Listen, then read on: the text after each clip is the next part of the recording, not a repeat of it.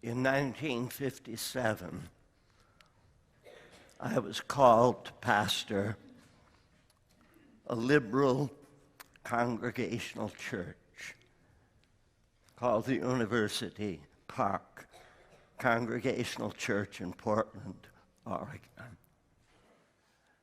At the time I went there, it appeared that there might be a Christian in the congregation.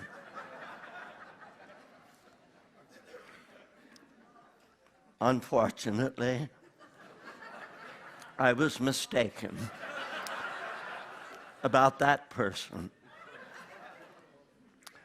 But in the providence of God, there had been an elderly man whom I had not met because he had been ill at the time that I was candidating there. And he had been praying for a long time that God would send a true believer as pastor of that church. By the grace of God, the third Sunday I preached there, I could see tears on what I was sure was one face, what I hoped was two faces, and what in wild hope I hoped was a third face. After the morning service, I said, I will be here in the sanctuary at 3 o'clock. If there's anyone in the congregation who can no longer live without the knowledge of sins forgiven, they're welcome to meet me. I hoped desperately that at least one would come. There were 13 who came. So many that I was quite unprepared to deal with them personally. So I spent perhaps 45 minutes trying to enable them to see what a true conversion to Christ was. And then I said to them, before you leave, I've laid out a paper here. I'd like each of you to write down the time within the next 6 days when you can come for a private conversation with me. You could come then to ask for help. But it would be much more wonderful if you came to tell me how Christ had transformed your life. In the next 6 days, 11 of the 13 came and reported incredibly beautiful conversions. Not one of them fell away. Most are in the glory now. The other two, one was a Roman Catholic man who just somehow could not get beyond Roman Catholicism. The last one was the one I had hoped was a believer when I first went there. God did an incredible work over the next 3.5 years. As close a thing as I ever saw to true revival. For an entire congregation that had never had a gospel ministry turned into a house of prayer. I had, as a boy, felt a very clear call from God when I was 12 years of age to take up a revival ministry. I didn't know what revival was. I only knew that was what I was supposed to do. So after 3 years in this church, I felt the time had come when I needed to launch into the work that I felt clearly called to. But I felt I needed to spend some time in Britain, in further preparation, and in doing studies and research in the matter of revival. I resigned after 3.5 years, but made a promise that I wouldn't leave until they had called a replacement. That proved to be a very stupid thing to do. They didn't want me to leave, and they, for a long time, did nothing about finding a replacement. Finally, I began to insist that they act, and again, in stupidity, pushing them to act.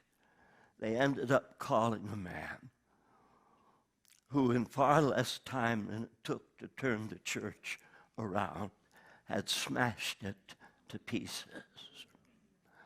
That, of course, is a regular story of what happens with great frequency today. But nonetheless, I left. I went to Europe. When I returned from Europe, I stopped to visit my parents who lived in upstate New York. I went to the First Presbyterian Church where they were members. On a Sunday night, I entered the church parlors, for they had a university-age meeting. And I stood there like a dummy. They were standing around the piano singing. A lovely young woman stepped up to me and offered to share the hymn book with me. I didn't want to boldly look, but I never was much good. Never really dated or anything like that. Was quite afraid of girls, to be honest. But there was just something about that girl. And I made up my mind that night. That was the girl for me. She's here with me.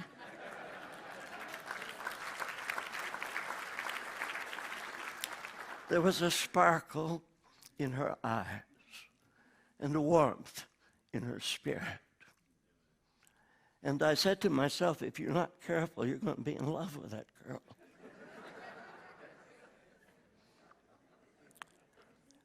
I felt it wise not to do anything too quickly.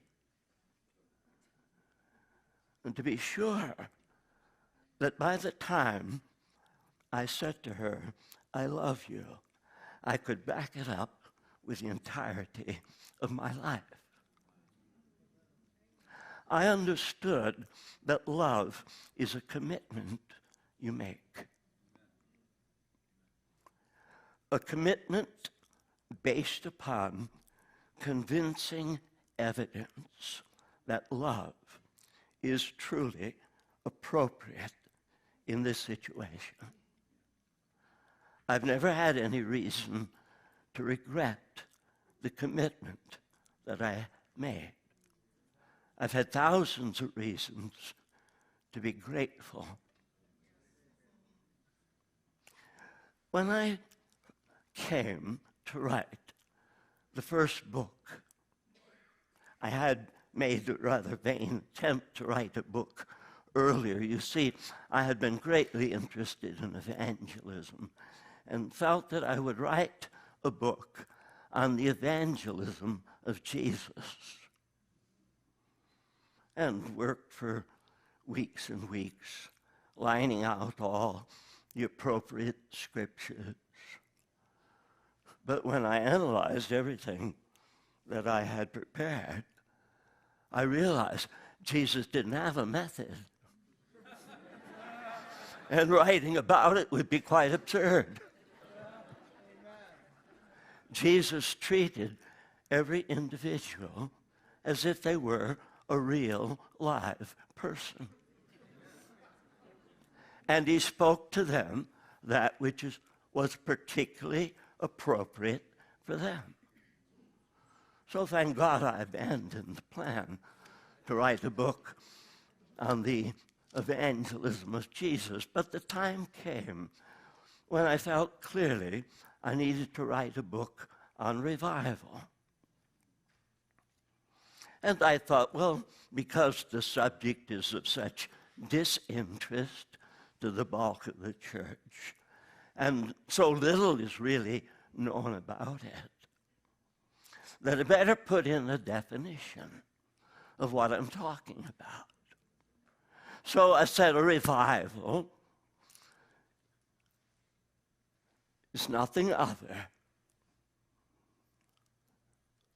than an extraordinary work of God producing extraordinary results. Oh, it's perfectly accurate. But I don't stand by that definition anymore, as accurate as it is. For over time, I began to understand that there's a better way to state what revival is. Most of those who have ever heard me speak have heard me state this.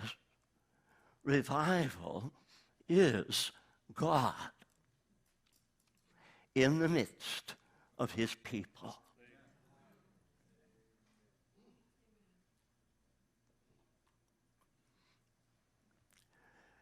You see, when I first met Maggie, there was something about her that drew my attention in a powerful way. And the better I got to know her, the more certain I was that a commitment of love was totally appropriate. I can't think of drifting from her. That would be a violation of love. I can't think of hardening my heart against her. That would be a violation of love. I cannot become dull and sluggish toward her. That would be a violation of love. The first time I heard of Christ, I was attracted to him. There was something about what I heard, what I saw for myself in Scripture, what I was beginning to feel in my own spirit. But that was very attractive, very alluring.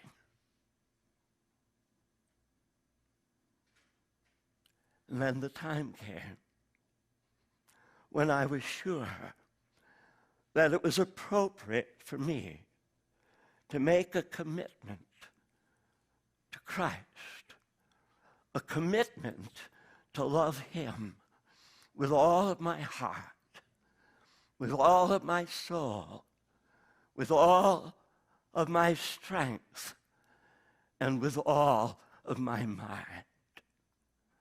A commitment that has endured. And by the grace of God, I cannot drift from him. That would be a violation of love for him. I cannot let my heart grow calluses. That would be a terrible violation of him. I will not allow myself to become dull and sluggish. I committed myself to love Christ. And thank God I know he loves me. So it's like an anchor in the soul. A number of years ago, when I was addressing the staff of what used to be called the basic youth conflict, was that the name? Bill Gothard's ministry in our area of Chicago. A large number of the younger people on the staff were standing about afterward asking me questions. And a girl timidly put up her hand and she said, "Mr. Roberts, why is it when revival occurs, it seems as if the only thing people want to do is to pray?" And I said to her, "Have you ever been in love?" And she turned a brilliant red. "Oh," I said, "I'm sorry, I wasn't prying into your private life. I didn't mean to embarrass you." Well, she said, "That's all right, Mr. Roberts," and she held up her left hand, and she had a shiny new diamond on her finger. And she said, "Yes, I have fallen in love.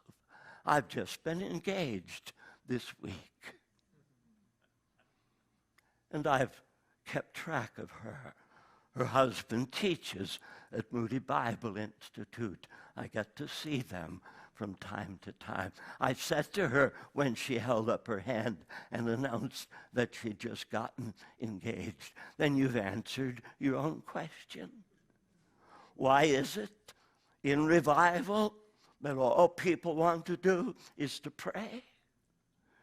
It's because they fall in love with Christ."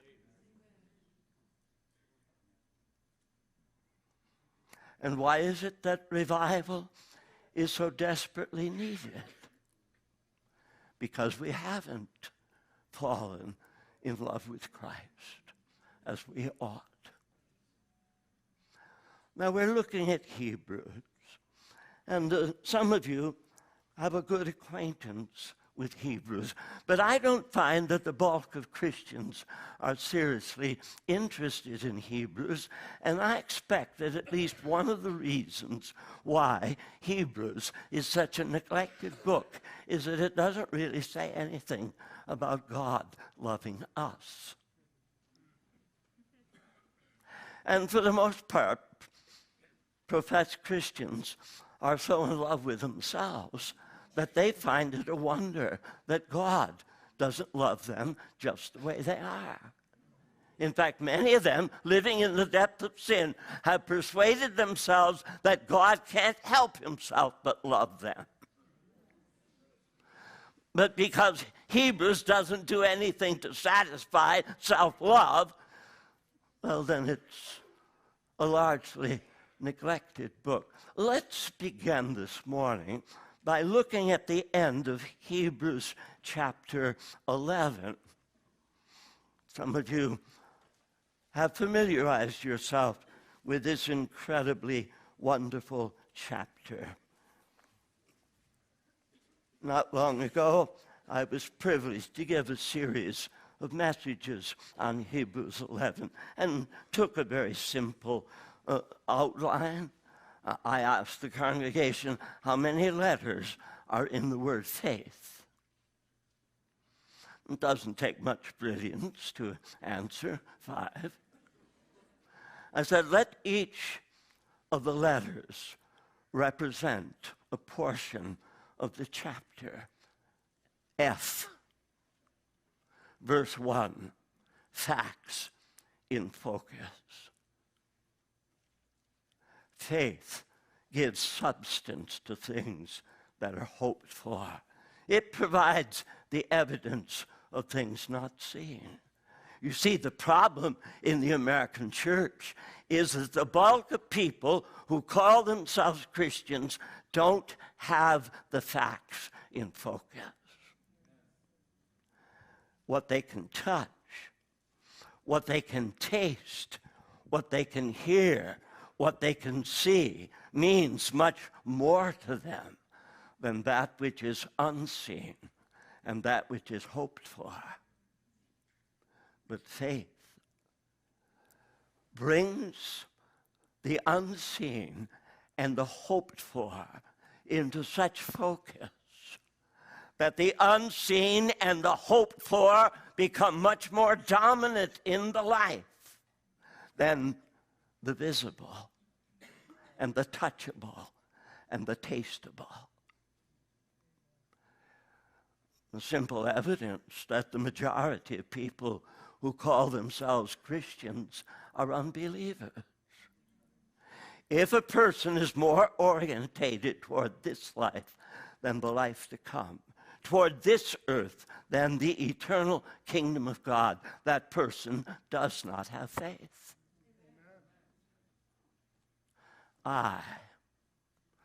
Intimacy with God.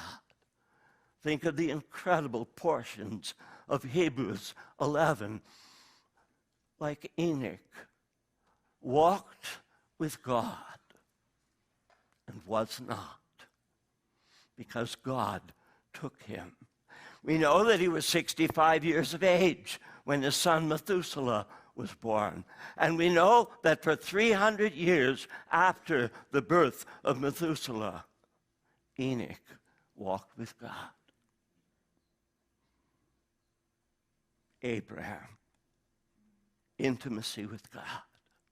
Moses, intimacy with God. It's absurd to think of yourself as a Christian if you have no intimacy with God.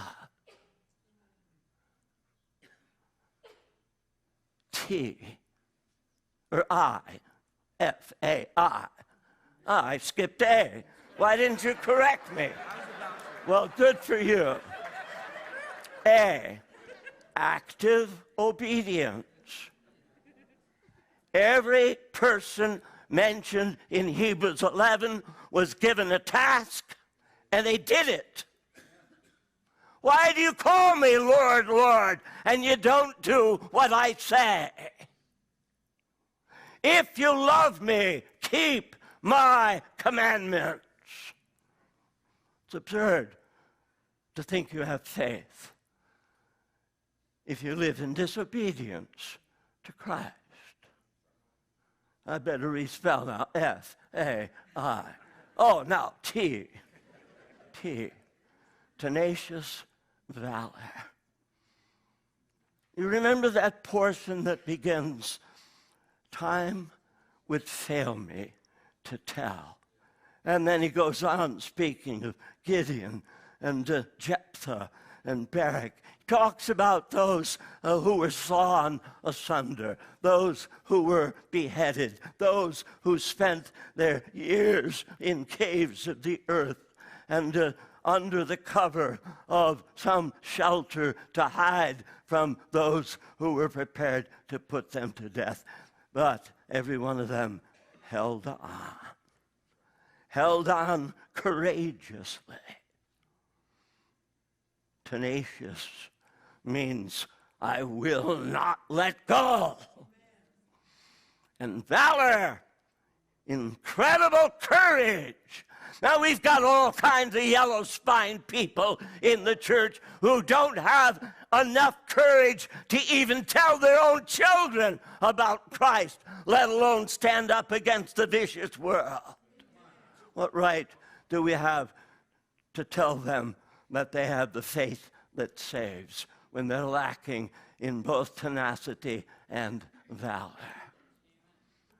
But hope, and that's why I've raised this matter, because I said we're going to look at the last couple of verses for an opening this morning. And so Hebrews chapter 11, the last two verses.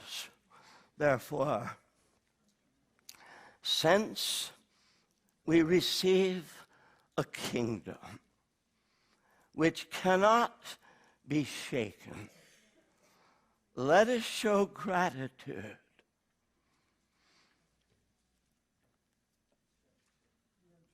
I'm in 12. That's good, though. We're coming back to that. But I'm a little ahead of myself. But 11. We'll do better this time.